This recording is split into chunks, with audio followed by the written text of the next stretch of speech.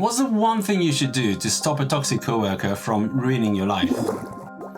I've employed over 100 people and I've been working for over 2 decades. So I've had the chance to observe and experience plenty of behavior you might label toxic. I've had several brushes with these toxic coworkers too, one of which resulted in the most expensive conflict in my company's history. And I'll tell you more about that later and how much it ended up costing me. The problem is, the way most people deal with these toxic coworkers doesn't actually make things better. So in this video, I'm going to talk about what you should not do, which most people do without even realizing it, and what you should do instead.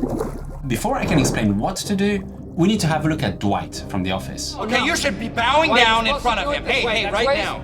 Here we go. You cannot go wrong with a throat punch. Go! I am going to be your new boss. It's my greatest dream come true. Welcome to the Hotel Hell. Check-in time is now, check-out time is never.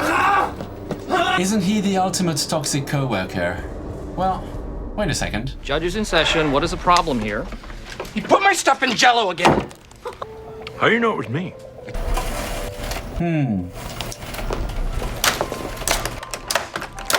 See, this is why the whole downsizing thing just doesn't bother. Jim might need some of our attention if we look at it objectively. Jim is constantly playing pranks on Dwight. He knows Dwight is gonna get wound up and react badly, and yet he does it anyway. And unlike Dwight, who's always dead serious, Jim knows he's being naughty. He gives us that knowing smile as he deliberately messes with Dwight. Is Jim the toxic coworker here? The thing is, it's very easy to throw that toxic label around. So very often that's what people do when they meet someone they don't get along with. It's so much easier to blame the other person for being wrong in some way than to look at how we're contributing to the situation. So the word toxic. Toxic is a great shortcut for I don't like this person, I don't get along with them, and I don't want to work with them. But nobody wakes up in the morning thinking, I'm gonna be toxic today. Even Dwight. Everyone is doing their best. Now, sometimes their best is not good enough, and sometimes your best is not good enough. Because we're all human. That's when conflicts happen. Not good enough should just mean needs some improvement. But it tends to turn into toxic when we don't see a path to make things better. Think of all the times you've used that label. Can you figure out how you've contributed to things getting worse? As a founder and manager, I often saw this label used when what was going on was basically a conflict between two people. And in almost all those conflicts, both people were at fault in some way. So that leads me to the first thing you shouldn't do when you meet a so-called toxic coworker. Don't fall for the easy shortcut of labeling them toxic. Instead, take what we call the third view. Imagine you're a third-party observer who's just looking at the scene objectively. What would they see?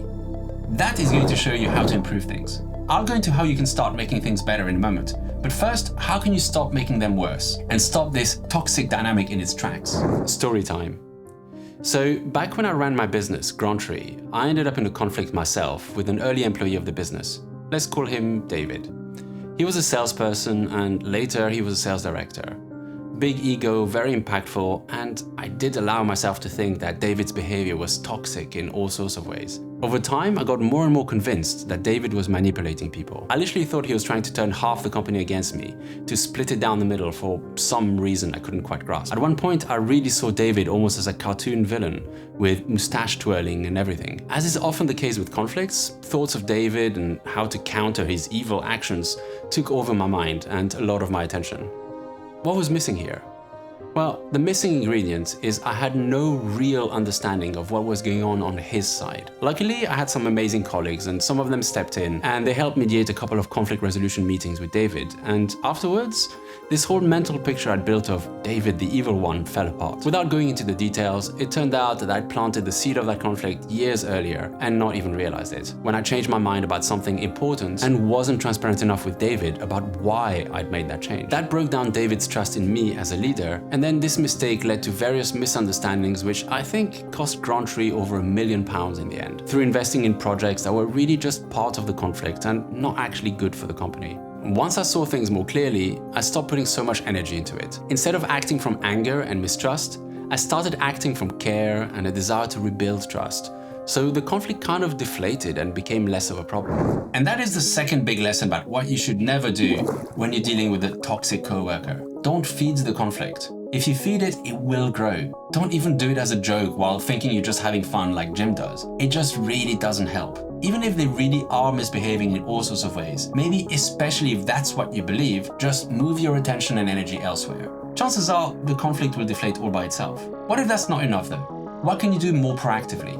Maybe you've tried to avoid pouring more gasoline onto the fire, you're doing your best to have as little to do with them as possible, but you just can't get away from this toxic person. Here's what to do to regain some power and agency and solve the situation. First of all, you should start documenting things clearly and explicitly and as neutrally as possible. In emails or elsewhere, make sure you get as much as possible in writing. This will not only help you to prove your points if you need it, but it might also clear up a lot of misunderstandings as a bonus. The next thing to do is to get help. Find a colleague who's friendly to you, but not part of the conflict. In the office show, that would be someone like Toby or Jan, but hopefully not working in HR, since that can escalate things a little. Bonus points if this person is older, more mature, probably has been through a few conflicts themselves. It's not about having a shoulder to cry on or someone to vent to. Tell them what you think is going on and then ask them to tell you how you might not be seeing the whole picture. It's important to ask for that explicitly. Otherwise, you won't get the right kind of feedback and you're still going to be stuck in your own viewpoint.